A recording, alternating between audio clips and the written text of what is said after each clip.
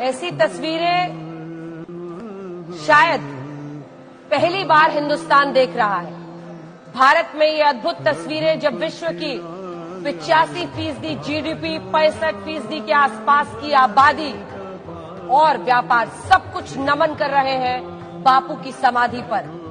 न भारत ने शायद ऐसी तस्वीर देखी हो बापू की समाधि के इर्द गिर्द इतने राष्ट्राध्यक्ष एक साथ, और न ही G20 के किसी समिट में इस तरह का भव्य नजारा दिखा हो जब सभी वहां पर एक साथ इस तरह से नमन करते हुए, श्रद्धांजलि देते हुए बापू को पहुंचे हो।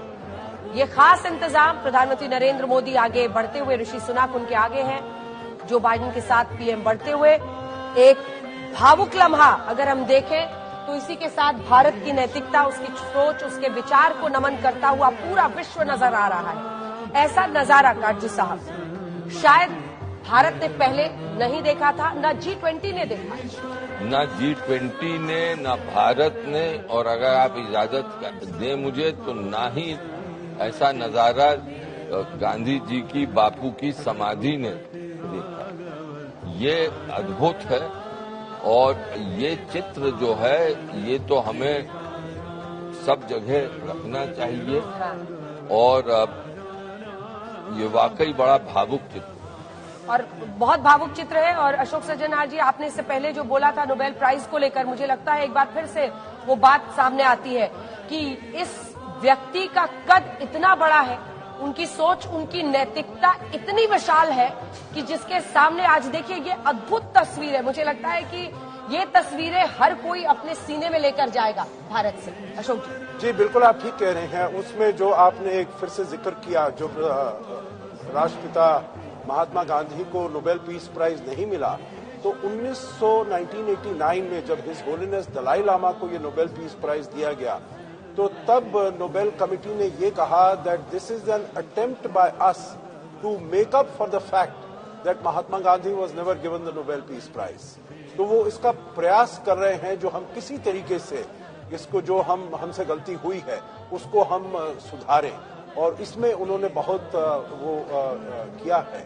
बहुत से ऐसे, जैसे हमने बात की है, ऑंग सान सू की को भी नोबेल पीस प्राइज मिला 1993 में, नेल्सन मंडेला को 1991 में, मार्टिन लूथर किंग जूनियर को 1964 में।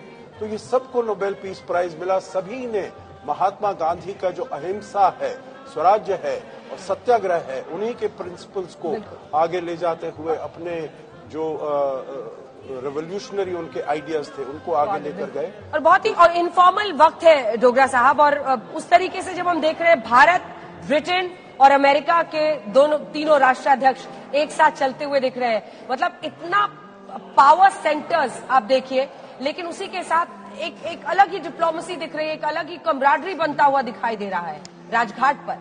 देखिए ऐसे ही दृश्य जो हैं वो हमेशा याद रहते हैं लीडर्स को भी, क्योंकि एक इनफॉर्मेलिटी इसमें डेवलप होती है और एक फ्रेंडशिप डेवलप होती है। दूसरी चीज में जो मेरे को स्ट्राइक की है कि नॉर्मली यूएस प्रेसिडेंट जहां जाते हैं तो वो सीक्रेट सर्विस वाले पूरी जगह घेर लेते हैं, तो यहाँ देखिए सिर्फ एक जो न्यूक्लियर बैग उनका लेके साथ चल रहा है वो तो जरूरी होता है, बाकी और कोई सिक्योरिटी वाले आसपास नहीं दिख रहे। तो ये भी एक भारत का संकेत था कि भाई आपकी सिक्योरिटी हम पे छोड़ दीजिए, आप उसकी चिंता ना कीजिए, हम काफी सक्षम हैं। एक बार फिर से वो भजन के साथ नजारा दिखाना चाह रहे हैं। एक बार फिर से मुझे लगता है कि वो भजन के साथ हम लोग ये भव्य तस्वीर दिखा सकते हैं।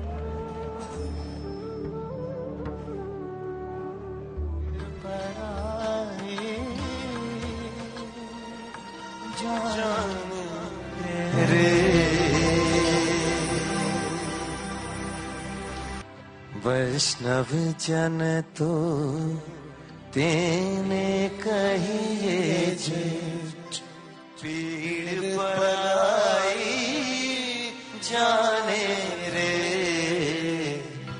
वैष्णव जन तो तेने कहिए जे, पीड़ पराई जाने रे।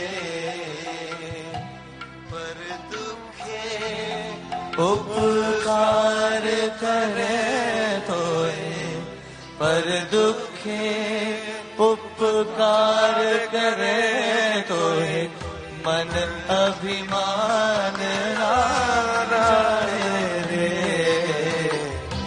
वैष्णव जन तो तेरे कहिए जे पीर पराई जाने रे।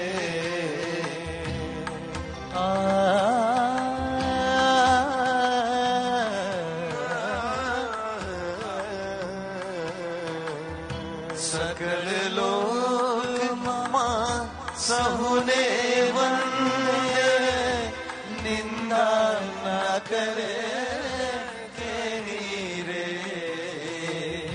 सकल लोक मां पर राष्ट्राध्यक्षों की तस्वीरें हमने आपको दिखाई, सबने एक साथ मिलकर, और अलग अलग धर्म की बात आप कर रहे थे काजू साहब की, जैसे इंडोनेशिया है, ओमान है, इस्लामिक कंट्रीज है, नाइजीरिया है, Indonesia one of the highest populated Islamic countries, लेकिन उनके भी राष्ट्राध्यक्ष, हालांकि आपने पॉइंट आउट किया और सही है, सऊदी अरेबिया से मोहम्मद बिन सलमान यहाँ नहीं आए क्योंकि वो उनका अपना जो धर्म का है, लेकिन सब ने नमन किया है आज बापू की समाधि पर। धर्म में भी अलग अलग परंपराएं होती हैं। हाँ। उनकी वहाबी परंपरा में ये इजाजत नहीं है, लेकिन और हैं यहाँ मौजूद। जैसे आपने कहा इंडोनेशिया, ओमान, नाइजीरिया, तो ये मुझे बड़ा एक सिग्निफिकेंट लगता है।